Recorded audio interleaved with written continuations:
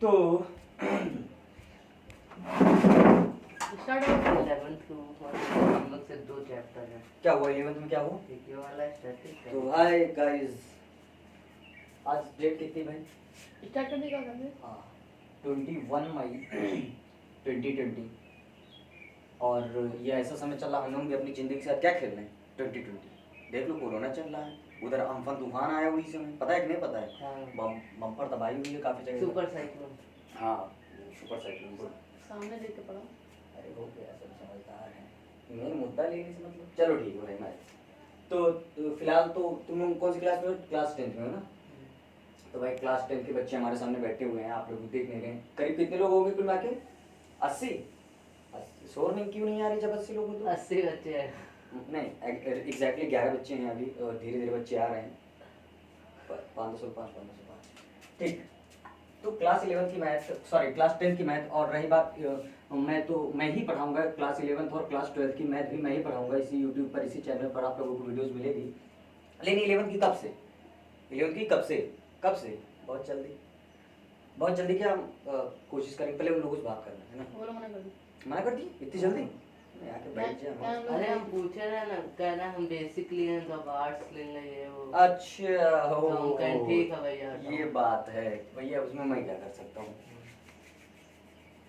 हाँ मैं ही क्या कर सकता हूँ। तो खैर चलिए ठीक है। तो स्टार्ट करिए वीडियो। तो पहले 10 की हो चुकी है।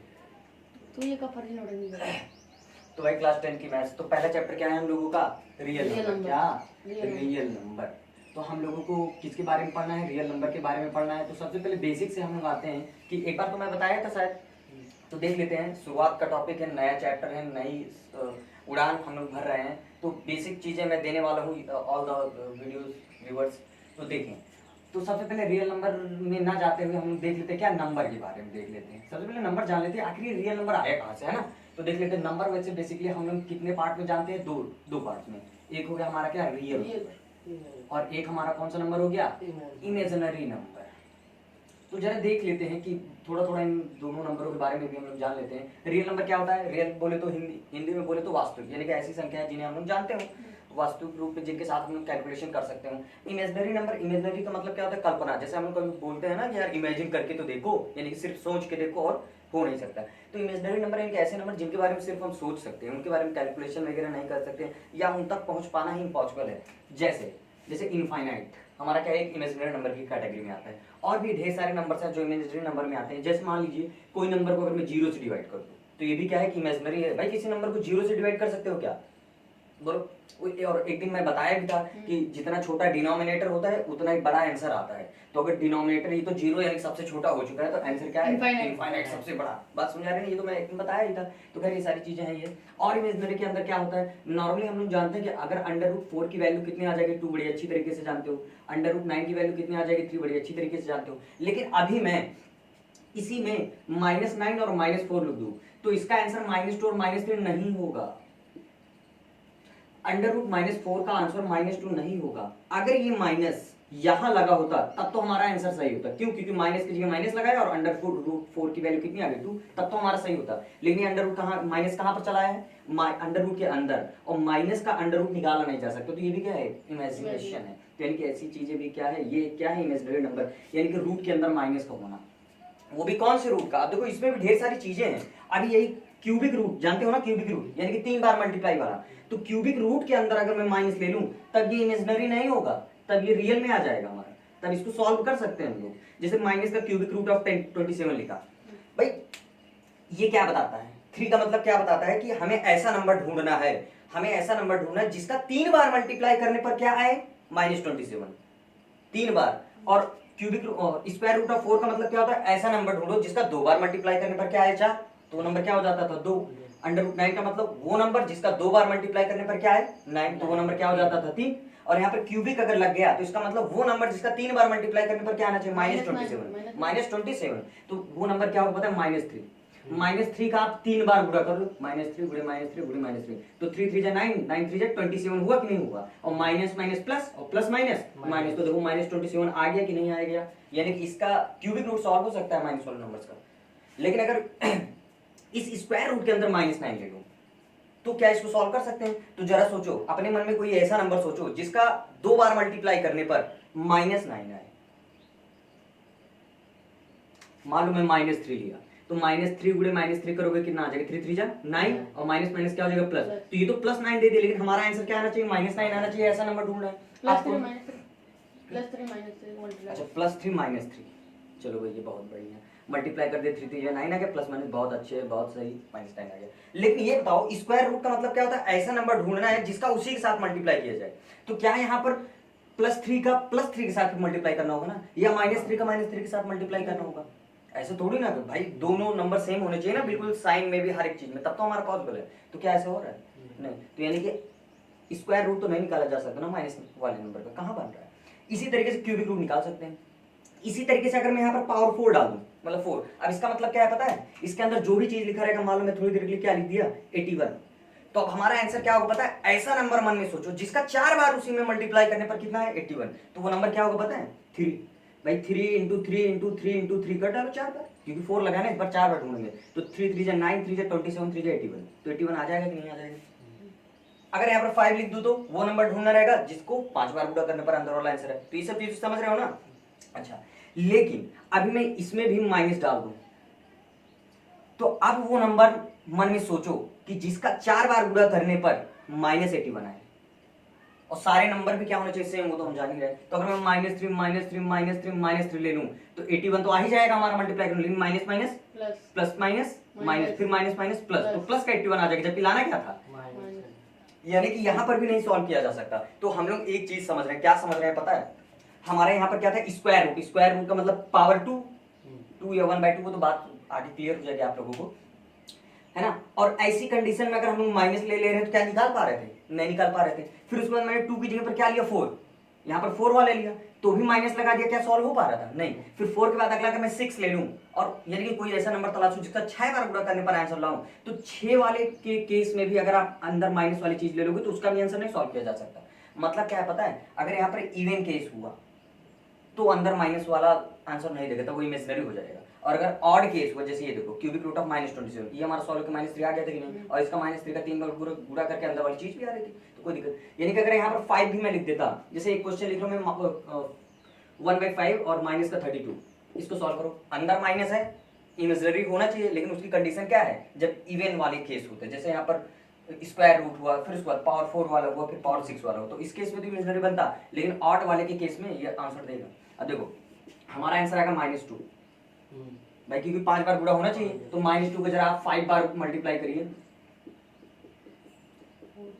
तो 2 2 जा 4, 2 जा 8, 8 2 जा 16, 16 2 जा 32, और minus minus plus, plus minus minus, minus minus plus, plus minus minus, तो माइनस का 32 आ जाएगा।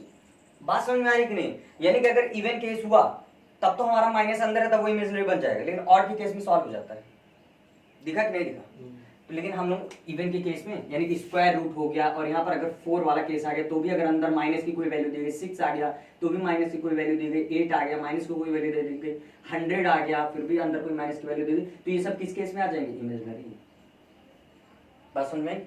क्योंकि अंदर सॉल्व नहीं हो सकता भाई, उसको सोच सकते हैं। कोई ऐसा नंबर मिल रहा था क्या यार बताओ? √-9 है, तो यहाँ पर कितनी बार मल्टीप्लाई ढूंढना होगा हमको? 2 बार, क्योंकि कुछ नहीं लिखा मानते हैं 2 बार। तो कौन सा ऐसा नंबर ढूंढोगे जिसका 2 बार मल्टीप्लाई? 3 अगर तुमने लिया तो 3 × 3 ही करना पड़ेगा, दोनों सेम नंबर होने चाहिए, तो 3 3 कितना आ जाएगा? 9, लेकिन लाना क्या है? माइनस। अगर तुम यहाँ पर 3 की जगह पर ना लेकर -3 दोनों में फिर लेना पड़ेगा, तो 3 3 कितना आ जाएगा? 9, फिर माइनस माइनस प्लस, फिर +9 आ गया, तो क्या माइनस आ रहा है? तो इस केस में आंसर नहीं आ सकता। बात समझ में आई? अगर यहाँ पर 4 भी ले लेते तो भी ना आता, 6 भी ले लेते तो भी ना आता, ऑड वाले केस में आ जाता। बात समझ में आई? तो ये भी क्या हो गया कि इमेजिनरी नंबर। खैर इन सबसे ज्यादा मतलब था नहीं हम लोगों को, लेकिन ये सब बता दिया गया। अच्छा भैया, हाँ, तो इमेजिनरी में काफी लंबा हम चलेगा। और भी इमेजिनरी नंबर कई प्रकार के हो सकते हैं, ढेर सारे हैं इमेजिनरी नंबर। जैसे मान लो 0 का पावर 0, ऐसा नहीं कि 0 दे देगा, ये नॉट डिफाइंड के केस है, ये सब इमेजिनरी है। इन्फिनिटी की पावर इन्फिनिटी, और ढेर सारे इसी तरह के नंबर होते हैं, ठीक। Infinity plus infinity, infinity minus infinity. अच्छा 4/4 कितना देगा? 1 1 4 1 4 4 1 4 1 देगा। उसी तरह अगर मैं पूछूं 0/0 कितना देगा? इन्फिनिटी। 0 0 का डबल इन्फिनिटी ही देगा ये भी, डिनोमिनेटर में 0 है तो इन्फिनिटी देगा, ऐसा नहीं कि इसको काट के 1 लिख दिया, जैसे 4 4 काट के लिख दिया। बात समझ में आ रही है? तो खैर ये सारी चीजें आप लोग आगे वैसे भी जान ही जाओगे। ठीक ना भैया भैया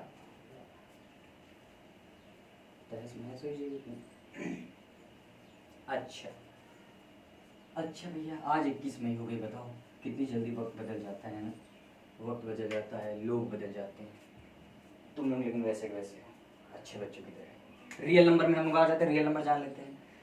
अच्छा भैया, रियल नंबर में ढेर सारी चीजें है ना, पता नहीं कितनी सारी चीजें, इसलिए 6-7 ही बना दिया। एक तो अपना क्या आ जाएगा, नेचुरल, बोलो बताया था। ये सब चीजें जाने रहोगे तो काफी कुछ क्लियर हो जाएगा बेस तुम्हारा। अच्छा, होल नंबर बोलो, होल नंबर, इंटीजर बोलो, डेसिमल नंबर बोलो, ठीक ठीक, रेशनल, इरेशनल बोलो, एक टांग काटो इसमें। अच्छा, तो नेचुरल नंबर क्या होता है, ये सारी चीजें हम लोग क्या कर, इसको कैसे समझेंगे पता है, अलग अलग ना समझ करके सीधे एक लाइन डायग्राम बना करके हम लोग समझते हैं। जैसे नंबर लाइन जानते हो कि नहीं जानते हो, ये पूरा नंबर लाइन जो होता है पता है, ये पूरा रियल नंबर का ग्रुप होता है, इमेजिनरी नंबर इसमें नहीं आते हैं। बात समझ रहे, इमेजिनरी नंबर का अलग है खेल। ये पूरा जो नंबर लाइन हम लोग बनाते हैं बीच में 0 1 2 3 4 एंड सो ऑन, और इधर -1 -2 -3 -4 एंड सो, ये सब क्या है, रियल नंबर का ग्राफ है। अच्छा, अब हमको इसी में समझ लेना है नेचुरल नंबर क्या होता है, ऐसे नंबर जो हमारे 1 से स्टार्ट हो, कहाँ से 1 से स्टार्ट हो, तो ये सारे उधर जितने मिल जाएंगे हमको, वो क्या कहलाए देंगे, नेचुरल नंबर बोलो, ठीक। अच्छा, होल नंबर क्या होता है, ऐसे नंबर जिसमें 0 भी हो, बस बाकी सारे नेचुरल तो रहे ही रहे, होल नंबर कहलाते कि नहीं कहलाते, बोलो होल नंबर आ गया। अगला क्या है, इंटीजर। तो इंटीजर का मतलब मैं बताया था, इंटीजर मतलब हिंदी में बोलते हैं क्या, पूर्णांक। पूर्णांक बोले तो पूरा पूरा अंक, यानी कि ऐसा नंबर जो पूरा हो, अधूरा हो ही ना। अगर 4.3 बोल रहा हूँ तो इंटीजर नहीं है भाई, 4.3 का मतलब क्या हो, 4 और 5 के बीच में कहीं ना कहीं, तो ये तो 5 ही हो जाओ, ये तो 4 ही हो जाओ, ठीक। तो यानी कि इंटीजर, यानी कि ये सारे जो कंप्लीट नंबर दिख रहे हैं 3 2 1 1 2 3 4, ये सारे नंबर अलग अलग अलग, ऐसा नहीं कि इनके बीच का भी कोई उठा लो, वो इंटीजर नहीं है, वो डेसिमल के केस में आ जाएगा, ठीक। अच्छा, बात समझिए, ये सारे क्या कहलाते हैं, इंटीजर। लेकिन शर्त इतनी है कि जो निगेटिव वाले हैं ये क्या कहलाएंगे, निगेटिव इंटीजर। क्या कहलाएंगे, निगेटिव इंटीजर। और ये 1 से उधर क्या कहलाएगा, पॉजिटिव इंटीजर। क्या कहलाएगा, पॉजिटिव इंटीजर। तो यहां से एक बात क्या साबित हो गई पता है, नेचुरल नंबर को ही हम लोग पॉजिटिव इंटीजर कह सकते हैं। देख लो, नेचुरल नंबर 1 2 3, और है ना, बात समझ में आ रही है, नेचुरल नंबर को क्या बोल सकते हैं, पॉजिटिव इंटीजर बोल सकते हैं। जीरो क्या है, जीरो क्या इंटीजर है, हाँ इंटीजर है। कौन सा है, पॉजिटिव या निगेटिव, तो ये ना तो निगेटिव है ना ही पॉजिटिव, यानी कि non zero and non positive integer. बात समझ में आई, अच्छा इंटीजर की बात क्लियर। डेसिमल का नंबर आप लोग जानते हो सीधे सीधे यार, जिसमें पॉइंट दिखे डेसिमल दिखे भरने से आप लोग जान जाना। इनके बीच में कोई माइनस का 3.5 मान लो, ठीक, माइनस का 3.9 मान लो इनके बीच में, ठीक। इधर कोई 2 और 3 के बीच में मान लो 2.61 मान लिया, तो ये सब क्या है, डेसिमल नंबर है जिसमें डेसिमल हो। बस समझ में आ रही है, डेसिमल नंबर हो गया। रेशनल और इरेशनल पे आ जाते हैं। तो रेशनल और इरेशनल मैं बताया भी था, एक बार फिर से जान लेते हैं, ठीक, ध्यान से समझ लेना इस बार। चलो भैया, रेशनल और इरेशनल हम लोगों को मेन यही समझना है, रेशनल और इरेशनल समझना। बाकी ये सारी चीजें तो आप लोग कक्षा 4 5 6 7 8 9 में समझ चुके ही होंगे, पता नहीं। अच्छा, रेशनल और इरेशनल नंबर, तो देखो रेशनल नंबर क्या होता है पता है, दुनिया के सारे नंबर, दुनिया के जितने भी ये रियल नंबर मैंने बताया, ये सारे रियल नंबर क्या मान लो, रेशनल नंबर होते हैं। सारे रियल नंबर रेशनल नंबर होते हैं, लेकिन कुछ चुनिंदा नंबर है उनको हटा के, अब उनको हटा लेते हैं, जो बचेगा वो क्या बचेगा, रेशनल ही बचेगा, इरेशनल को हटा के। अच्छा, देख लेते हैं कौन कौन से हैं वो रियल नंबर। यानी कि कोई भी नंबर आ जाए, जैसे आपने सारे नेचुरल नंबर, वो सारे क्या होंगे, रेशनल होंगे। सारे होल नंबर ये भी क्या होंगे, रेशनल होंगे। सारे इंटीजर ये भी क्या होंगे, रेशनल होंगे। सारे डेसिमल नंबर ये भी क्या होंगे, रेशनल होंगे। लेकिन शर्त है इसमें कुछ कंडीशंस है, ठीक।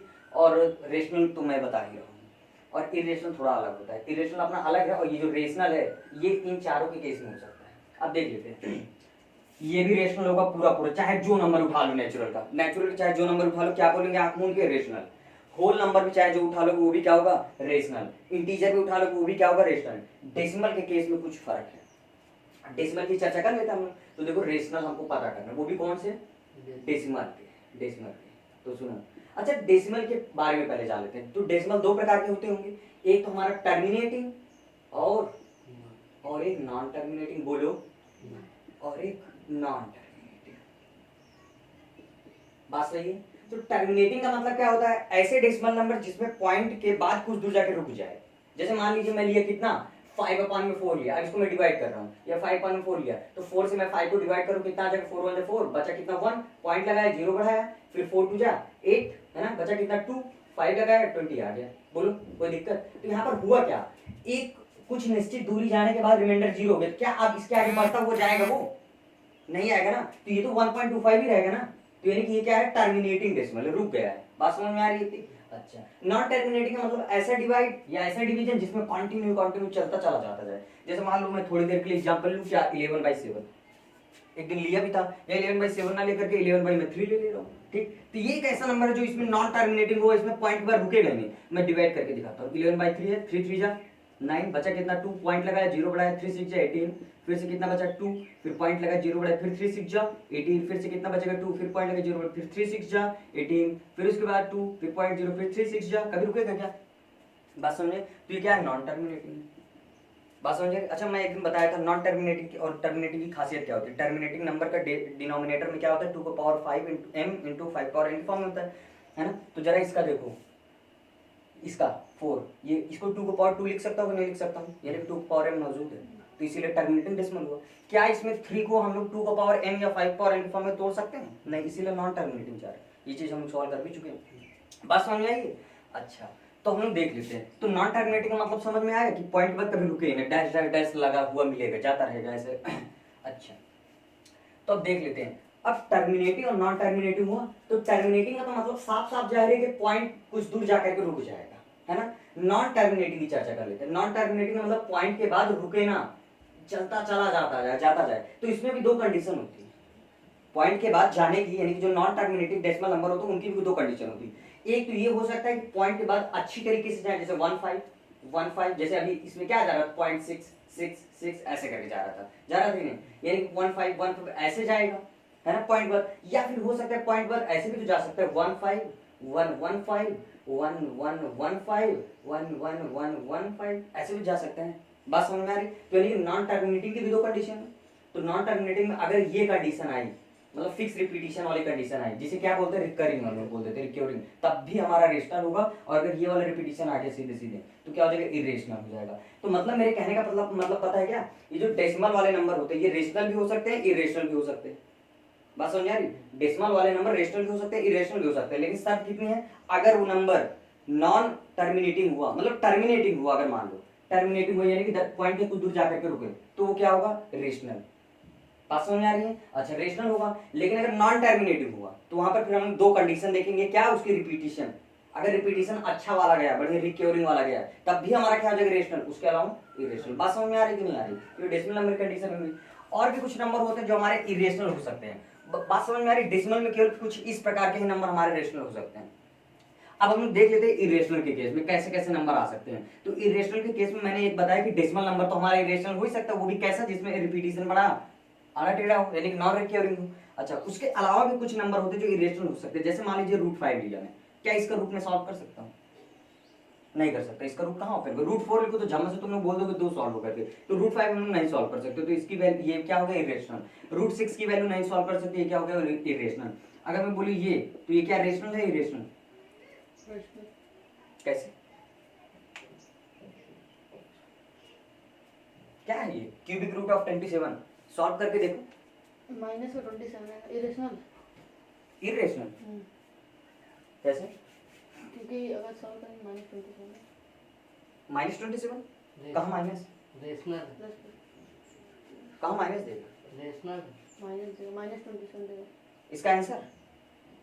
अरे इसका आंसर, पहले इस क्वेश्चन का मतलब तो समझो यार। इसका आंसर क्या होगा पता है, इसका आंसर वो नंबर होगा, इसका आंसर वो नंबर होगा जिसका 3 बार मल्टीप्लाई करने पर क्या आना चाहिए, 27। तो वो नंबर मन में सोचो ना, यहाँ क्यूबिक लिखा है कि नहीं, तो इसका मतलब वो नंबर हमको ढूंढना है जिसका 3 बार मल्टीप्लाई करने पर 27 आना चाहिए। तो काहे भी 27 -27 कहाँ पहुंच गया, कोई बात नहीं, बस में इसका आंसर 3 आएगा, तो बड़ा इजीली सॉल्व हो गया। और ये हमारा होता क्या, रेशनल, तो ये भी हमारा क्या कहलाएगा, रेशनल। बस समझ आ गई। अब ये क्यूबिक रूट ऑफ, इसकी जगह पर मैं लिख देता क्या, मान लीजिए 9 लिख देता, तो कोई नंबर ऐसा सोचो जिसका 3 बार मल्टीप्लाई करने पर क्या आना चाहिए, 9। 3 बार मल्टीप्लाई करने पर अगर मैं 2 सोचूं तो 2 इंटू 2 इंटू 2 8 आ जाएगा। अगर मैं 3 सोचूं तो 27 आ जाएगा। तो क्या 8 आया, मतलब 9 आया भाई। 8 पे थे या तो सीधे 27 पहुंच गए, तो 9 का तो फंडा ही नहीं। तो ये क्या है हमारा इरेशनल। बात समझ में आई कि नहीं आई। तो ये है हमारा बेसिक। और इरेशनल के केस में मैं बताऊं तो ये भी इरेशनल हुआ और इरेशनल हमारी ये भी हुआ। बस समझिए। और रेशनल की कुछ स्पेशल कंडीशन तो होती ही होती है कि रेशनल नंबर हमारा किस फॉर्म में होना चाहिए, एक तो p बाई क्यू के फॉर्म में होना चाहिए, where q not equal to क्या होना चाहिए, 0। ये मैं बताया था q नॉट इक्वल टू 0 क्यों होना चाहिए। अच्छा, यहाँ पर p एंड q क्या हो सकते हैं, क्या होने चाहिए, इंटीजर और साथ में p एंड q क्या होने चाहिए, कोप्राइम। ये इतनी सारी कंडीशन है हमारे रेशनल की, देख लीजिए। तब तो हमारा कोई अपॉन वाला नंबर रेशनल हो सकता है। बस समझ में। जैसे मान लीजिए मैं थोड़ी देर के लिए क्या लिया, 3/5, तो हम चेक करेंगे p बाई क्यू के फॉर्म में है, हाँ है। क्या q 0 है, नहीं 0 नहीं है, ये भी काम खत्म हो गया, सही हो गया। p और q इंटीजर है, हाँ 3 और 5 इंटीजर होते हैं, ये भी काम हो गया। क्या p और q कोप्राइम है, कोप्राइम का मतलब फिर से समझो। तो कोप्राइम का मतलब ऐसे दो नंबर्स जो किसी सेम नंबर से डिवाइड ना हो। जैसे मान लीजिए मैं अभी 20 लिया और 4 लिया, ठीक। अगर मैं इसको 4 से डिवाइड करूं कितना आएगा, 5 बार में कटेगा कि नहीं, तो 20 तो 4 से डिवाइड हो गया। इस 4 को भी अगर मैं 4 से डिवाइड करूं तो 1 बार में डिवाइड हो गया। तो इसका मतलब ये 20 और 4 दोनों किसी एक नंबर से डिविजिबल है, यानी कि ये दोनों कोप्राइम नहीं है। बात समझिए, किसी एक नंबर से ना डिवाइड, बाकी हजारों नंबर चाहे जितने से डिवाइड होते हैं हमसे मतलब। मान लीजिए मैं लिख लिया क्या 20 और 3, 20 और 9। अब आपको क्या कोई ऐसा नंबर है जो इन दोनों को डिवाइड कर पाए। मान लो मैं 2 लिया, 2 से इस 20 को डिवाइड किया, 10 बार में चला जाएगा, लेकिन क्या 2 इस 9 को डिवाइड कर पाएगा, नहीं। मान लीजिए मैंने 3 लिया, 3 से क्या मैं इस 20 को डिवाइड करूंगा तो कटेगा, नहीं कटेगा। लेकिन क्या ये 9 कटेगा, हाँ। तो यानी कि 3 से भी दोनों नहीं कटे। 4 से देख लेते, 4 से 20 कट जाएगा 5 बार में, लेकिन क्या ये 9 कटेगा, नहीं कटेगा। तो फिर से दोनों नहीं कटे। 5 से क्या ये, तो इसका मतलब कोप्राइम हो गया, क्योंकि किसी एक नंबर से दोनों नहीं कट रहे हैं। अब इसके लिए आपको पहाड़ा तेज होना चाहिए, गणित तेज होनी चाहिए, तब जाकर के तुरंत नंबर को देखते मान पता लग जाएगा कि कोप्राइम है या नहीं। ठीक, बात क्लियर हुई। यानी किसी एक नंबर से दोनों ना कटते हो। अब मान लीजिए मैं लिया, क्या लिया मैं मान लीजिए 36 लिया, 54 लिया। अब बताओ ये क्या कोप्राइम है दोनों।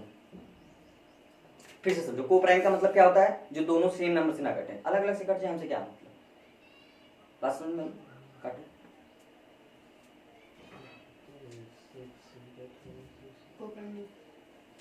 कोप्राइम का मतलब क्या होता है कि नहीं है कोप्राइम, ये नहीं है, हाँ नहीं है। क्यों, क्योंकि सीधे से 9 से डिवाइड कर दो इसको, 9 4 जा और इसको 9 6 जा, तो एक ही नंबर से कट जा रहा है ना, तो इसका मतलब कोप्राइम नहीं है। अगर ना कटता होता तब तो कोप्राइम होता। तो यहाँ पर p और q माना क्या होना चाहिए, कोप्राइम। इसका मतलब किसी एक नंबर से दोनों ना कटे।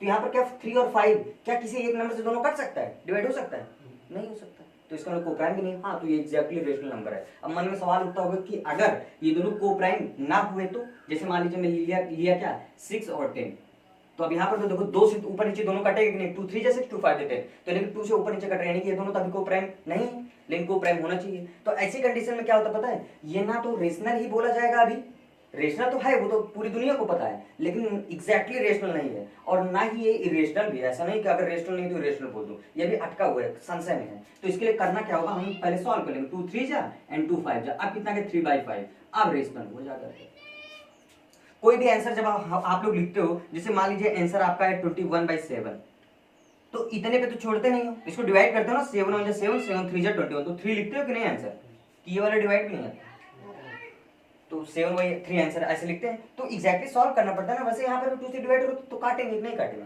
तो 3/4। तो ये चारों कंडीशन क्या होनी चाहिए, सेटिस्फाइड। कोप्राइम का मतलब समझ में आया, कोप्राइम ऐसा नंबर जो सेम नंबर से ना काटे, ठीक। और कोप्राइम नंबर कोई एक नंबर नहीं होता, ये 2 नंबर्स का पेयर होता है ना, 2 नंबर्स का पेयर। बात समझिए। तो ये था बेसिक पूरा। अब रियल नंबर कुछ खास बचा नहीं, उसके बाद सीधे भाई अपना एल्गोरिदम है यूक्लिड्स का डिवीजन एल्गोरिदम, देख लेते हैं उसको भी 2 मिनट, उसके बाद चलते हैं आप लोग घर, ठीक। थोड़ा पढ़ेंगे, अच्छा पढ़ेंगे, ताकि तुम लोगों को भी उड़िया ही ना लगने, पता लगा कल से कट मार दे, ये सब यूट्यूब पे रिकॉर्ड हो रहा है।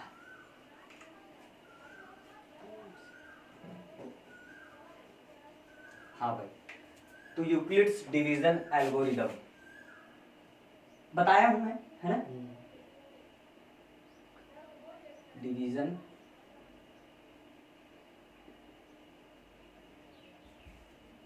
एल्गोरिदम। तो सीधी सीधी बात है यार, यूक्लिड साहब ने क्या किया पता है, ढेर सारे डिवाइड के सवाल लिए। सपोज करो हमारे पास एक डिवाइड के सवाल है 19, है ना, और उसको डिवाइड करना मान लीजिए 4 से। यूक्लिड में ई हुआ लास्ट। ई यू है ना, ई ठीक, यूक्लिड, ठीक, गुड। चलो ठीक, मुझे इंग्लिश नहीं आती। हाँ भाई 419 ले लिया, अगला कोई नंबर बोलो, जैसे मान लीजिए 3 ले लिया और यहाँ पर 22 ले लिया। कोई और नंबर बोलो, 9 ले लिया, इसको डिवाइड कर रहा हूँ मैं किससे, 25 से, है ना, कोई भी नंबर ले लो। तो 3 सवाल उन्होंने लिया, 3 सवाल उन्होंने लिया, तो उन्होंने 1 बाय 1 डिवाइड किया। अब जरूरी नहीं ये सवाल लिया, वो कोई भी सवाल ले सकते हैं, ये कैसे भी सोचे होंगे, मैं तो एक सोच बता रहा हूँ कि ऐसा हो सकता है। तो कितनी बार जाएगा, 4 4 जा 16, बचेगा कितना 3। बोलो क्या इसके आगे डिवाइड हो सकता है, इसके आगे पॉइंट में जाएगा, उससे नहीं मतलब आपको। 3 7 जा 21, बचा कितना 1, ठीक।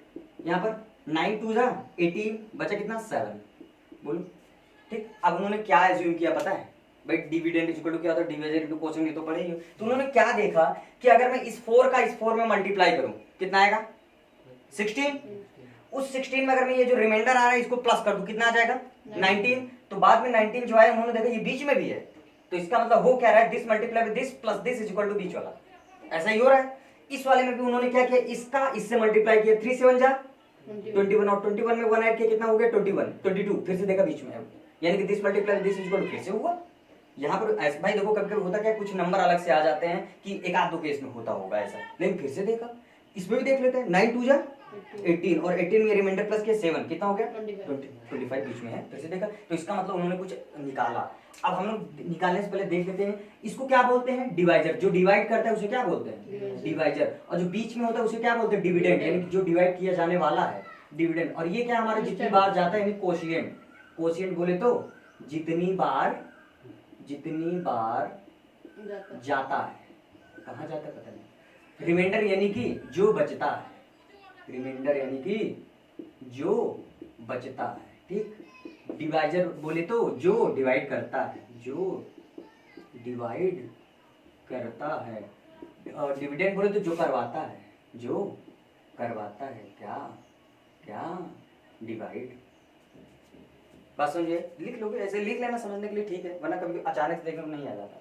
तो उन्होंने क्या देखा कि भैया इसका मल्टीप्लाई किया, उसमें ये प्लस किया तो बीच वाला है, यानी किसका किसका मल्टीप्लाई किया, डिवाइजर का और कोशिएंट का। तो यहाँ पर झम से उन्होंने नोट किया कि भैया डिवाइजर मल्टीप्लाई बाय कोशिएंट, इन दोनों को मल्टीप्लाई किया, और उसके बाद जो आया उसमें क्या प्लस कर देते, नीचे वाले में कि रिमाइंडर।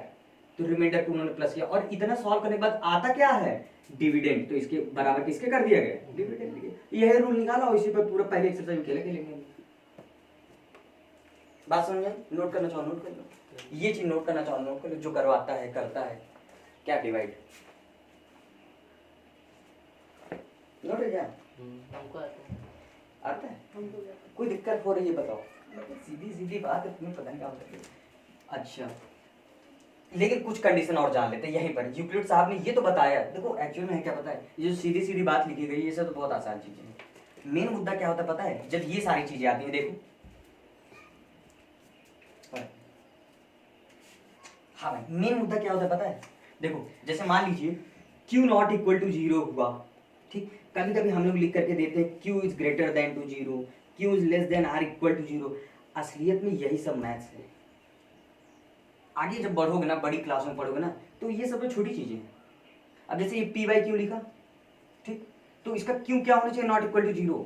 तो जब बड़ी क्लास में पहुंचोगे इस पर कम, इस पर ज्यादा जोड़ दिया जाएगा, इसमें और डिटेल में घुसा जाता है। मतलब ऐसी नई चीजें समझ लो मिलती है, नई दुनिया। बाकी 7 8 9 तक का तो 10 तक यही सब मिलता जाता है। IIT वगैरह में तो पूछिए नहीं, ऐसी ऐसी कंडीशन आ जाएगी। खैर हम देखते हैं, अब मैं बताने क्या वाला हूँ। उन्होंने एक चीज और देखा कि क्या, यहाँ पर रिमाइंडर कितना है 3, डिवाइजर कितना है 4।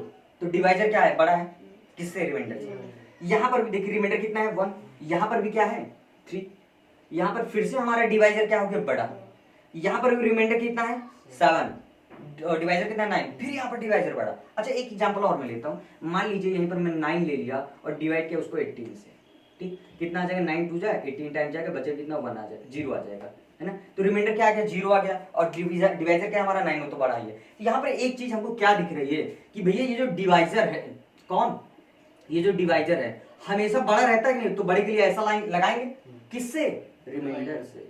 बोलो कोई दिक्कत? ये कंडीशन भी निकल आ रही, इसके लिए ये कंडीशन है भैया कि अगर ये तभी फॉलो हम लोग कर पाएंगे जब ये कंडीशन फॉलो होती हो, और वैसे भी अगर वो फॉलो करेंगे तो ये फॉलो होता ही है। खैर अच्छा रिमाइंडर यहाँ पर जीरो भी तो हुआ, तो नहीं रिमाइंडर कहाँ तक जा सकता है? मिनिमम जीरो तक।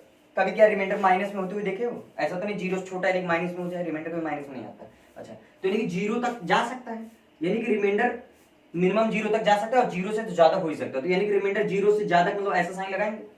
अच्छा रिमाइंडर कभी कभी जीरो के बराबर भी आ जाता है जैसा हमने देखा, तो उसके लिए एक छोटा सा इक्वल लगा दिया। और कई ऐसे केस होते हैं जिसमें ये जो रिमाइंडर है वो डिवाइजर के भी बराबर आ जाता है, डिवाइजर के भी बराबर आ जाता है। जैसे कोई एग्जांपल मैं लूं, मैं मान लीजिए लिया रिमाइंडर और ये दोनों बराबर आ जाए, ठीक 24, क्या ले लूं मैं?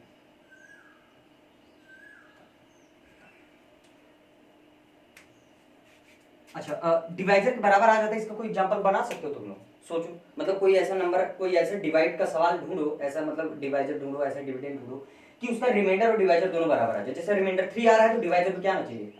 3 ही हमारा। देखो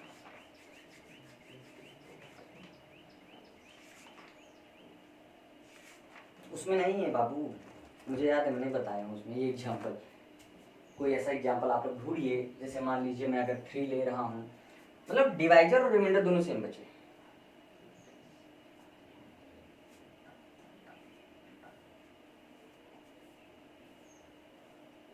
कैसा हो सकता है? सोचिए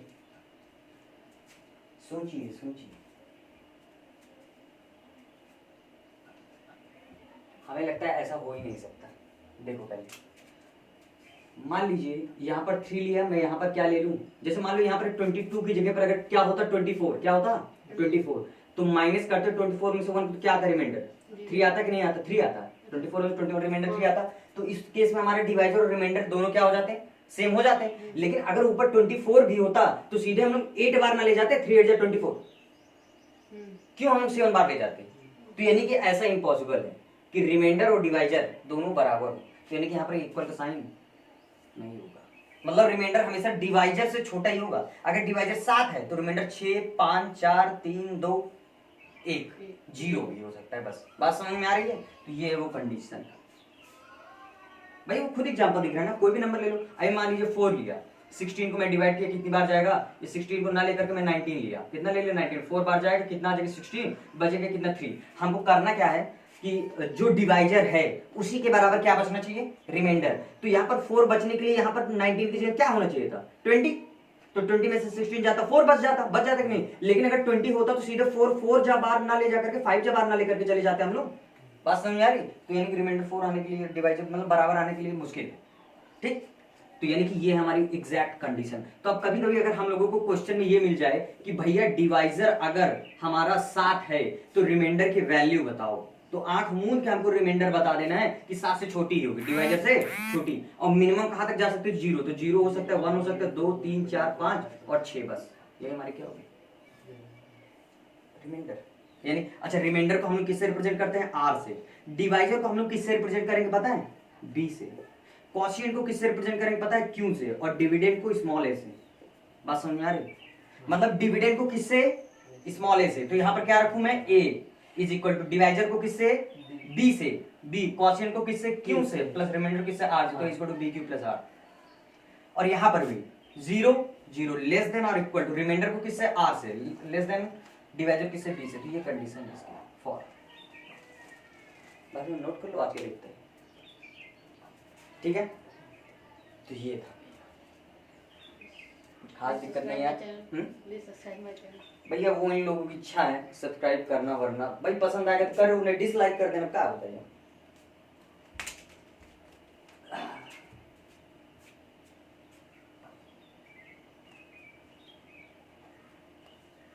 ओके थैंक यू क्लास।